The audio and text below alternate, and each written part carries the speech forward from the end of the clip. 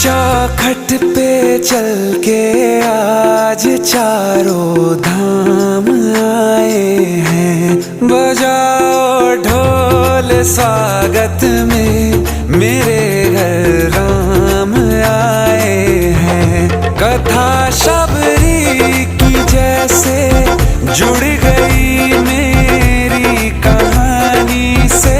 न रोको आज धोने दो चरण आँखों के पानी से।